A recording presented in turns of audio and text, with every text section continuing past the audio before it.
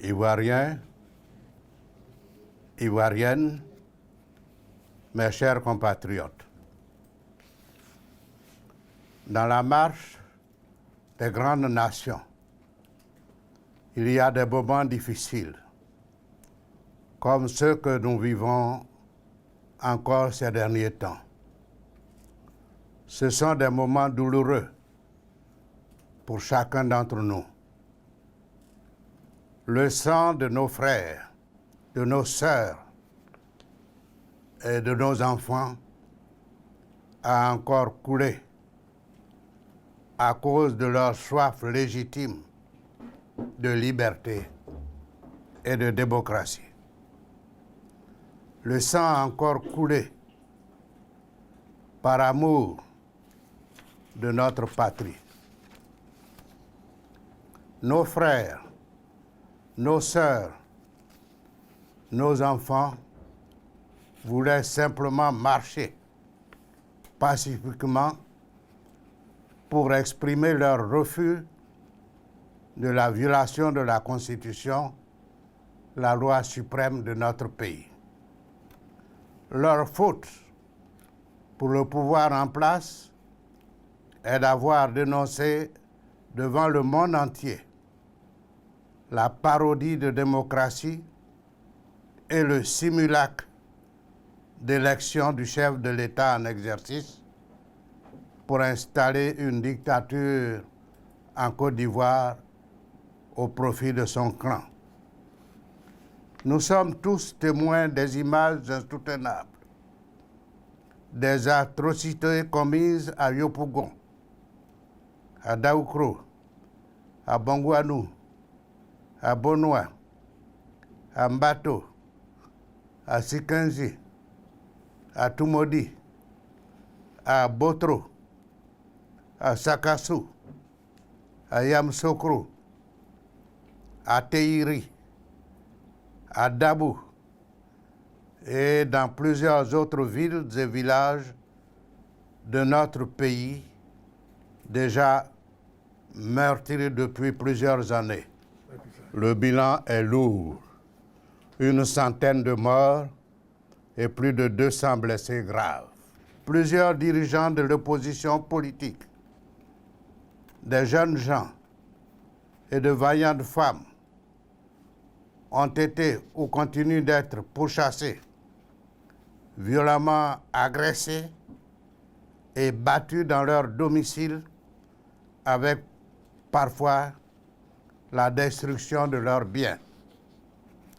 D'autres parmi nous sont emprisonnés, assignés à résidence ou dans la clandestinité pour avoir dit non à la forfaiture programmée par le pouvoir.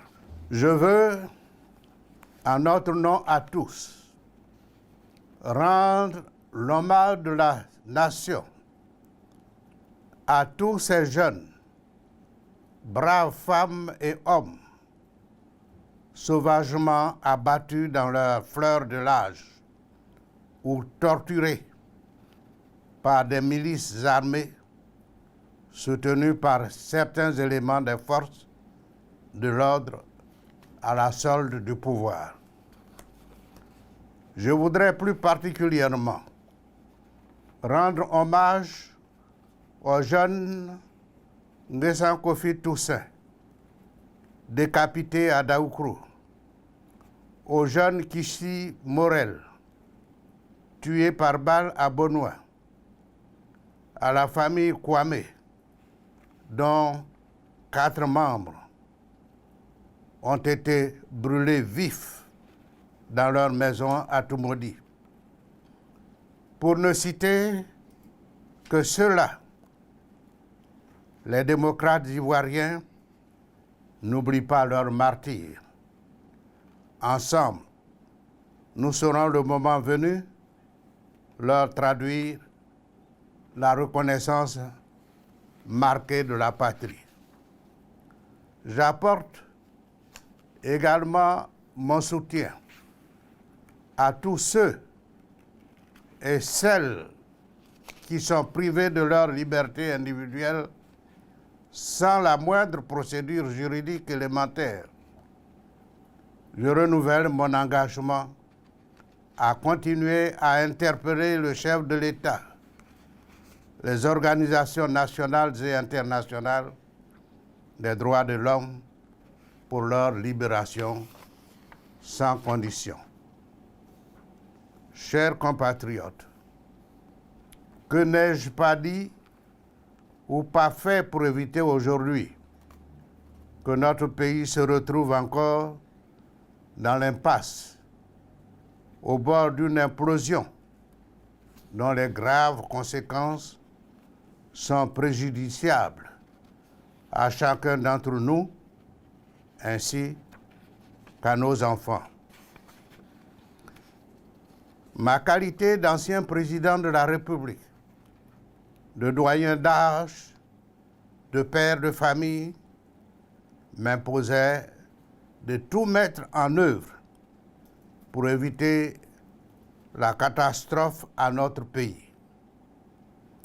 Je peux vous assurer devant Dieu d'avoir tout essayé depuis plus de 2 ans pour interpeller le chef de l'État, l'appeler directement à plus de transparence dans la préparation des élections.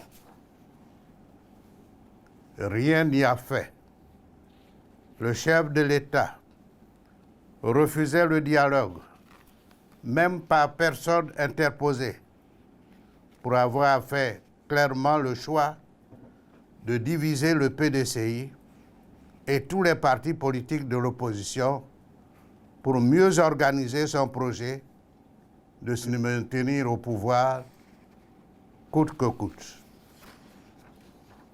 Le régime en place avait savamment préparé et programmé un plan d'instauration d'une dictature en Côte d'Ivoire. En témoigne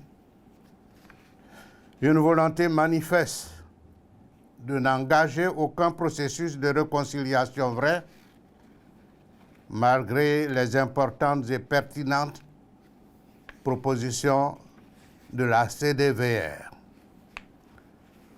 Les fraudes organisées ainsi que les violences perpétrées à l'issue des élections municipales et régionales de la fin de l'année 2018. Le débauchage des députés et des sénateurs de l'opposition pour bâillonner l'expression démocratique à l'Assemblée nationale et au Sénat.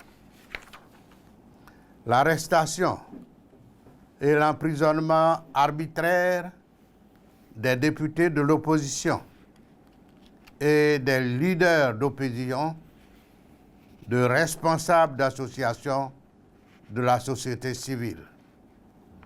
Le limogeage de nombre de cadres sans motif valable. La confiscation des médias d'État. L'enlèvement de personnes par des groupes armés encagoulés et non identifiés. Nous sommes tous témoins de ces faits graves que moi-même et l'opposition n'avons cessé de dénoncer en observant la dérive dictatoriale, l'instauration de la peur comme mode de gouvernance et la volonté du pouvoir en place de n'écouter personne. Ivoiriens, Ivoiriennes, pourquoi faire la politique de l'autruche dans la recherche de la cause principale de la grave crise qui secoue encore notre pays aujourd'hui? Monsieur Alassane Ouattara voulait par tous les moyens et à tous les prix s'imposer au pouvoir alors que notre loi fondamentale ne l'y autorise pas. La première responsabilité du président de la République dans notre pays est de respecter la loi et de la faire appliquer à tous les citoyens sans distinction. La Constitution, votée par tous et promulguée par le président de la République lui-même, est sacrée.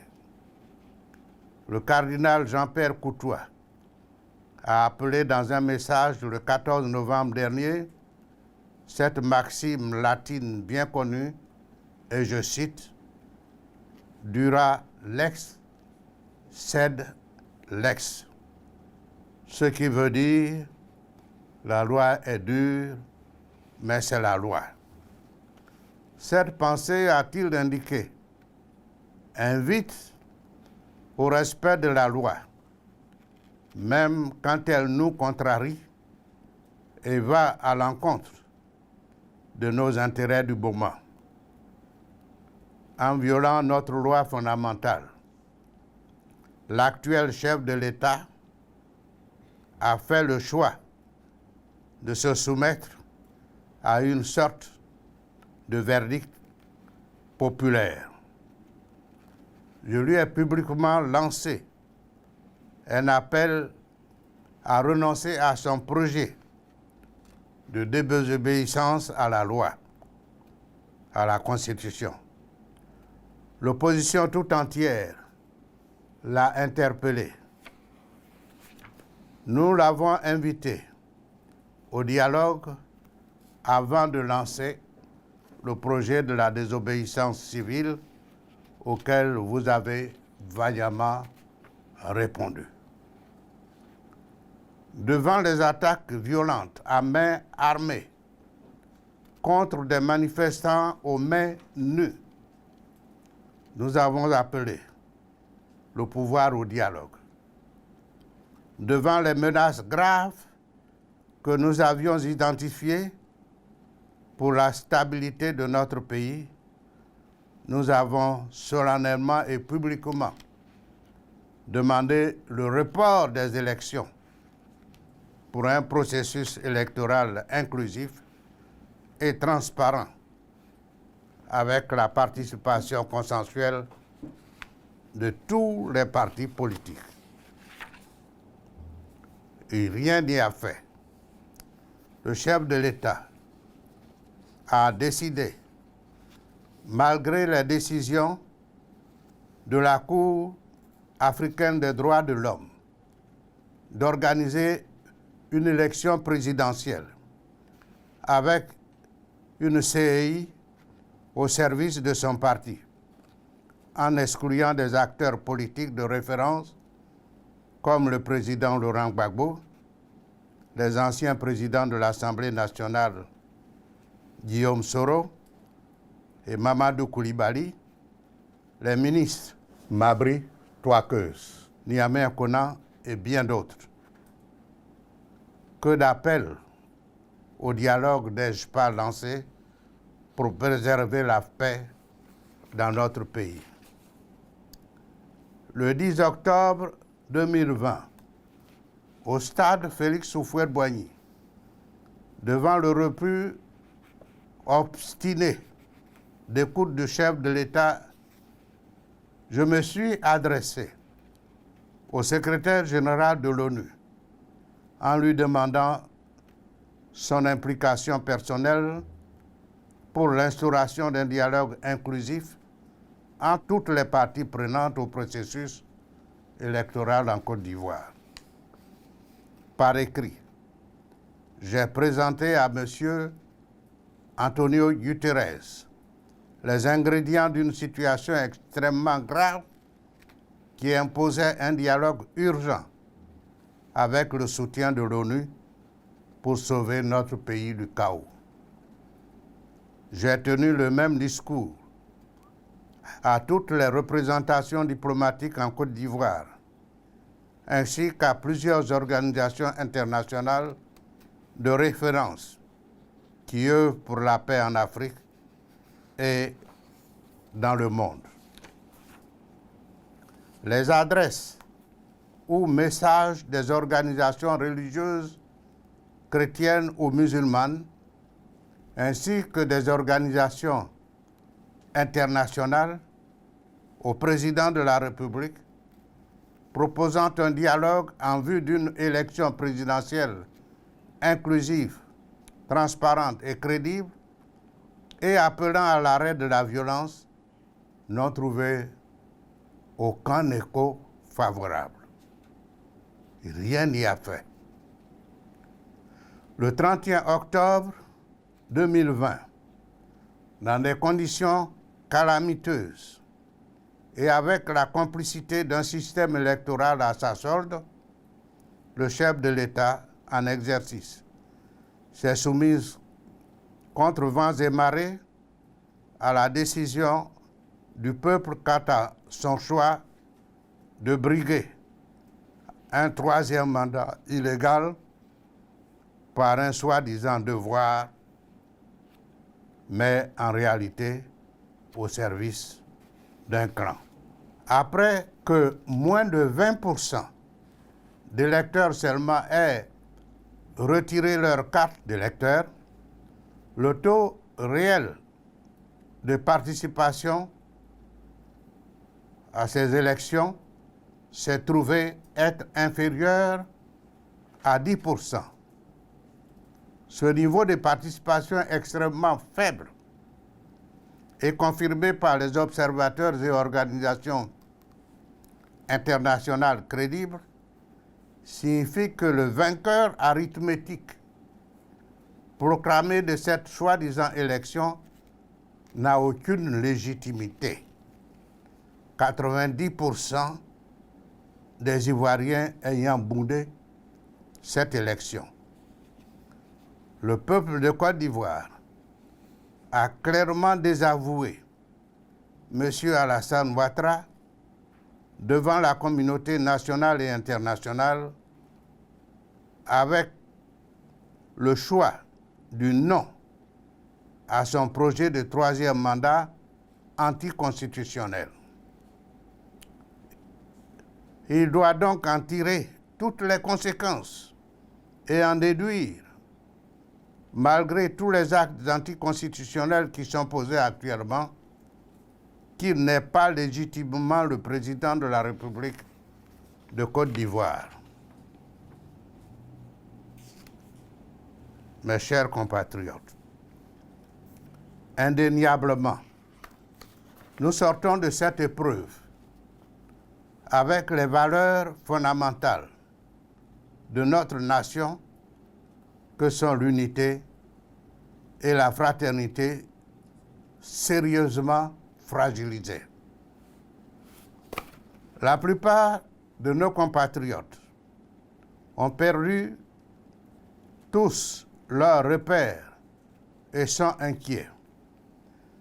Les amis de la Côte d'Ivoire sont inquiets. Les organisations des droits de l'homme sont inquiètes et ne cessent d'appeler à la retenue pour protéger les vies humaines. Elles nous appellent tous au sens de la responsabilité devant l'histoire. Que devons-nous donc faire face à cette nouvelle situation critique pour l'avenir de notre nation? Faire comme certains de nos compatriotes et de leur soutien bien embarrassé.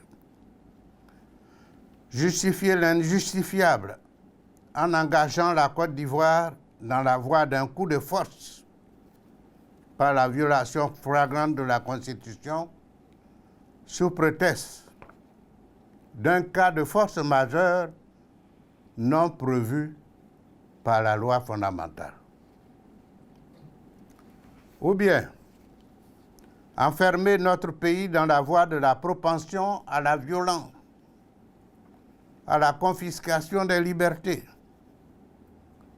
ou de la répression permanente pour le replonger davantage dans un état plus grave que celui de la fin des élections présidentielles de 2010.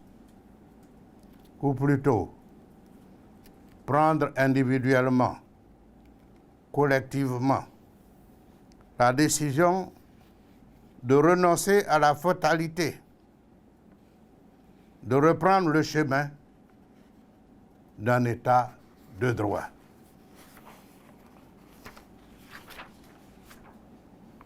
La première voie nous conduit inexorablement vers un renoncement définitif au projet fondateur de notre nation, c'est-à-dire le pays de l'hospitalité et de la vraie fraternité. Pour ma part, et comme la majorité d'entre nous, je crois en une Côte d'Ivoire fraternelle et solidaire. Je crois dans la Côte d'Ivoire de l'unité dans la diversité. Je crois qu'elle est la seule voie du progrès pour tous et du bonheur pour chacun.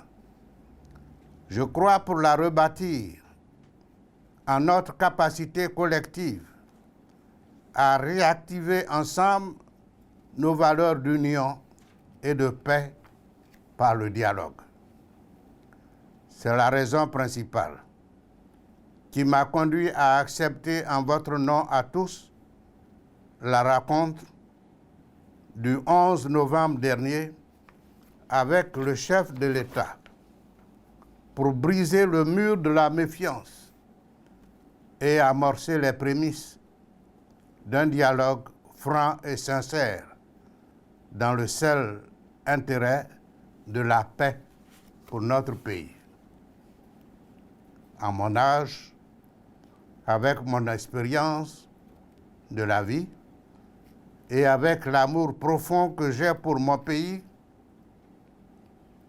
comme vous tous, mon vœu le plus cher est d'apporter en ce temps difficile ma contribution positive pour poser ensemble les fondements d'une nation réconciliée et unie afin de léguer à nos enfants un héritage digne de l'énorme potentiel social et économique de notre pays.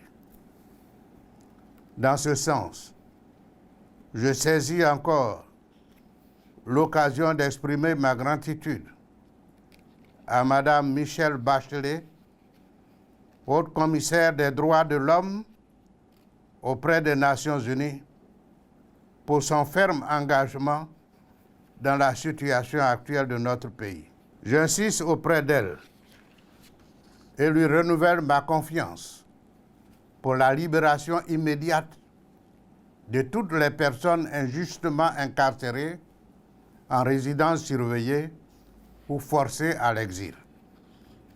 D'autre part, je propose dès maintenant et urgemment, en accord avec toute l'opposition, l'organisation d'un dialogue national en lieu et place du tête-à-tête Bédié-Ouattara, car l'enjeu en cause, c'est celui de la Côte d'Ivoire rassemblée.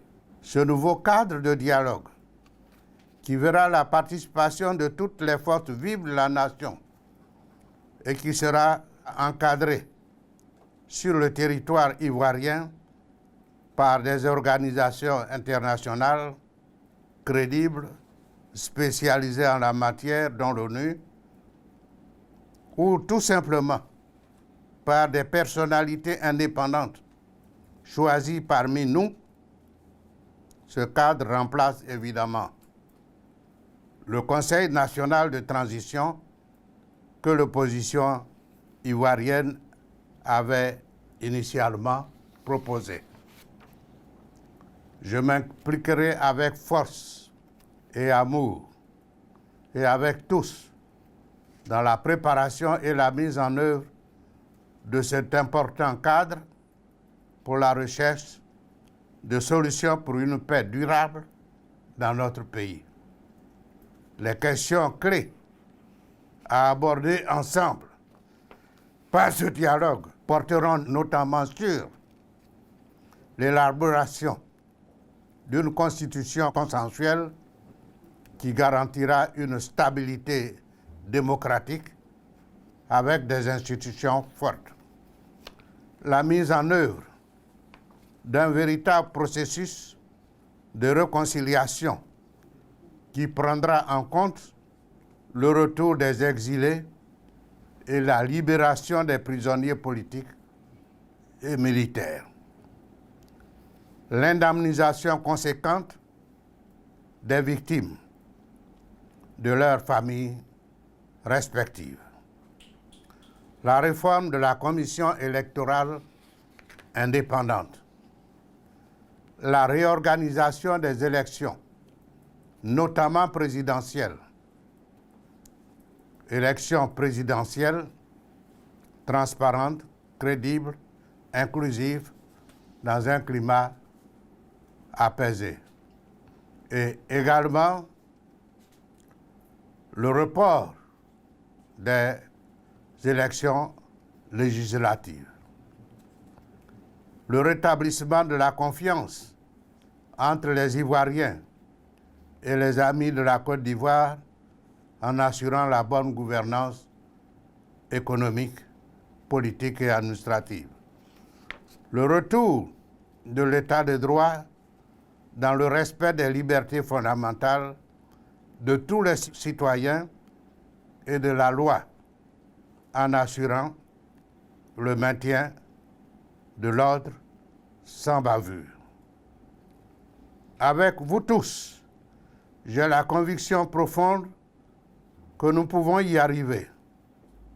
Oui, nous pouvons transformer notre pays pour en refaire demain une nation fraternelle, démocratique et prospère qui rayonne en Afrique et dans le monde. Je vous demande de me faire confiance. En conséquence, avec cette main tendue pour la paix et afin de donner toutes les chances à la réalisation de notre rêve commun, la lutte privilégiera désormais les marches et toutes les autres formes démocratiques de la résistance et de la contestation propre à une opposition responsable et constructive. Dans le même esprit, j'appelle à la libération immédiate et sans condition de toutes les personnes, jeunes, femmes, cadres, de la société civile et leaders politiques qui sont encore incarcérés, ainsi qu'à la cessation de toutes les poursuites judiciaires à leur encontre. Sans ces mesures, il n'y aura pas de dialogue sincère et inclusif. Ivoiriens et Ivoiriennes, les grandes nations se relèvent toujours des grandes douleurs. Et nous sommes une grande nation. Pour conclure, j'invite chaque Ivoirien, chaque Ivoirienne en Côte d'Ivoire, dans le monde entier, dans chaque ville, chaque village, à une grande marche pour le dialogue et la paix dont la date sera fixée dans les jours prochains. Notre participation à cette grande marche dans l'ordre et dans la discipline traduira également l'engagement de chaque Ivoirien et de chaque Ivoirienne pour le respect de la mémoire de notre illustre président, Feu Félix Houphouët-Boigny, ainsi que de tous nos frères et sœurs qui ont tragiquement perdu la vie au cours de cette difficile période qui a duré presque 20 ans, depuis 1999. À cet effet, j'appelle les forces républicaines à encadrer pacifiquement cette grande marche. Je compte sur la foi de tous en Côte d'Ivoire pour tourner sincèrement et ensemble cette page douloureuse de notre histoire grâce au dialogue national. J'invite le chef de l'État à se rallier à ces propositions faites dans l'intérêt suprême de la nation, faites pour la paix, pour la réconciliation, pour l'état de droit et pour la démocratie vraie. Restons tous mobilisés et solidaires. Il n'y aura ni vainqueur ni vaincu. La Côte d'Ivoire seule vaincra par la non-violence et l'amour de la patrie. Demain, nos renoncements aux intérêts particuliers et ceux de nos partisans, ainsi que nos sacrifices, alimenteront des jours de paix et de bonheur pour chacun d'entre nous.